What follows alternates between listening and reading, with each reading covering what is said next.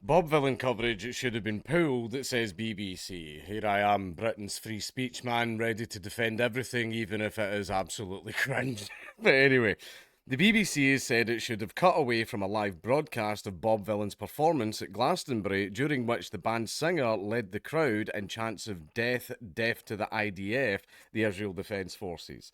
In a statement issued on Monday, the BBC said the team were dealing with a live situation, but with hindsight, we should have pulled the stream during the performance. We regret this did not happen. It comes after the broadcast regulator Ofcom said the BBC clearly has questions to answer over its coverage, and the government questioned why the comments were aired live. The organisers of Glastonbury have previously said they were appalled by the comments which crossed the line. On Monday, a BBC spokesperson said the BBC respects freedom of expression.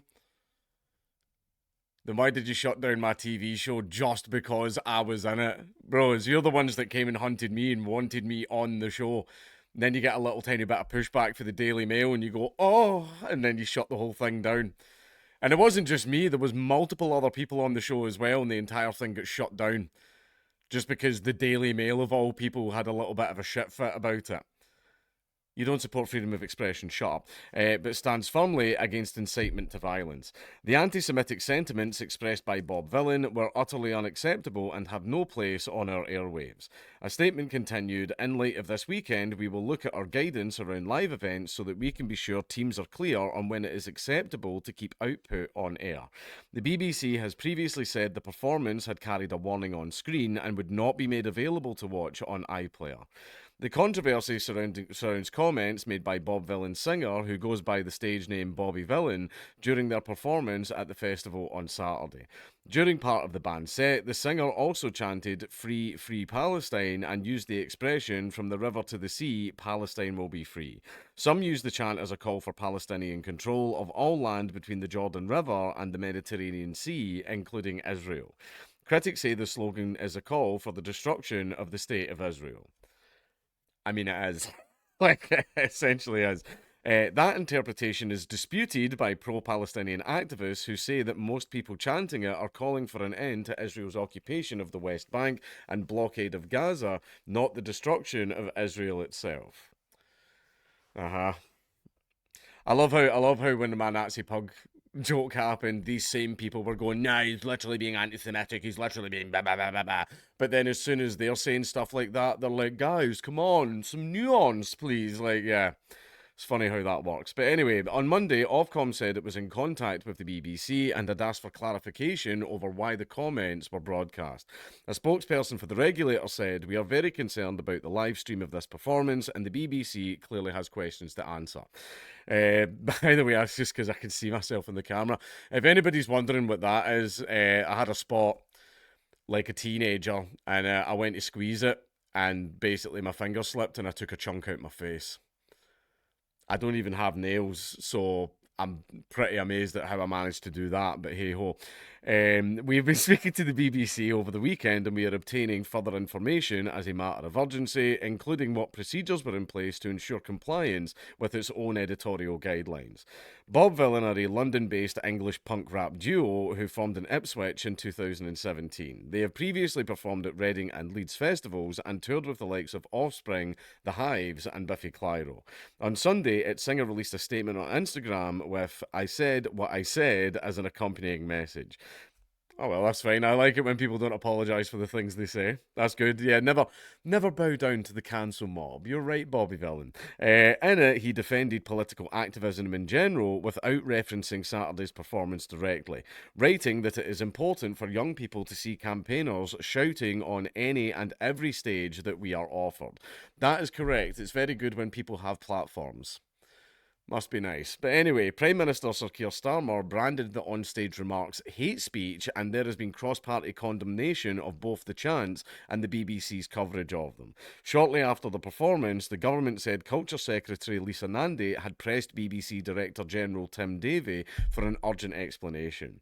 Shadow Home Secretary Chris Philp said that police should investigate both Bob Villain and the BBC for offences under the Public Order Act, adding that prosecutions, in my view, should follow.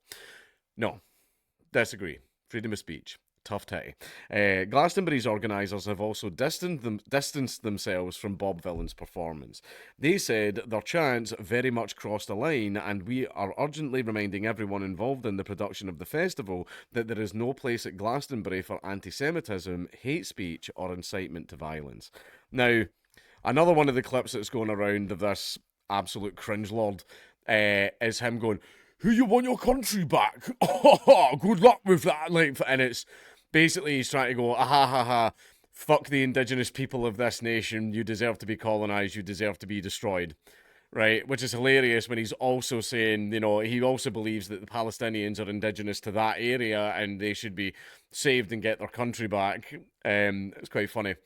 Right, it's just basically he went on stage and was a massive hypocrite, and also it felt like he was trying to like directly rip off Rage Against the Machine, Killing in the Name of. Like that's what the beat felt like, and that's what the lyrics felt like. And bro, you're not Rage Against the Machine. Admittedly, they are a bunch of champagne socialists. I still, even to this day, love Rage Against the Machine's music, even though they turned into the very thing they were apparently against. Even though I'm not pro-socialism or anything like that, I mean, at least have some fucking convictions. You're sitting there like, yeah, socialism, we're for the working man. What do you mean 200 quid a fucking ticket? The only one people that are coming to see you is the upper middle class on mummy and daddy's credit card. But anyway, basically he was deriding the native British people. That's what he was doing. He was going on stage and laughing about that and making fun of it, while at the same time also defending another, as he believes, indigenous people. He's a massive hypocrite. That's essentially what he is. And the entire thing now, again, freedom of speech. I can criticise the body of what he is actually saying. I can criticise the nature of what he's saying. I'm not saying he can't say it. He absolutely has the right to go on stage and be an absolute fucking embarrassment, right? But the thing that just got me was everyone was tweeting the clip at me of him going, "Who you want your country back?" Like, and I wasn't annoyed. I wasn't pissed off. I wasn't offended. I just cringed. I just like really, really cringed. You know, it's like Little Timmy's first rap song, right? I'm like, did your nephew write this or something? It was just embarrassing, right? I just thought it was really, really cringy. He 100% has the right to say all of this, and the BBC also has the right to broadcast whatever the hell it wants. Right, even though they're sitting BBC are like, "Oh, we're supposed to be neutral," and was it? You're not neutral. Shut up. Right, you're just not. Right, but basically, they all have the right to broadcast and say whatever the hell they want, even if it is mind-numbingly cringe. Right, it was just cringe. It was like, I'm sorry, I will defend everyone's speech, even if it is absolute cringe, like this. Right, but there's at the point now where you're in trouble. You're probably not going to get invited back to Glastonbury. You're definitely not going to get invited on the BBC, and you've probably just cost yourself a lot of exposure because lots of places aren't going to platform you now. I hear you want your platform back. Good luck with that.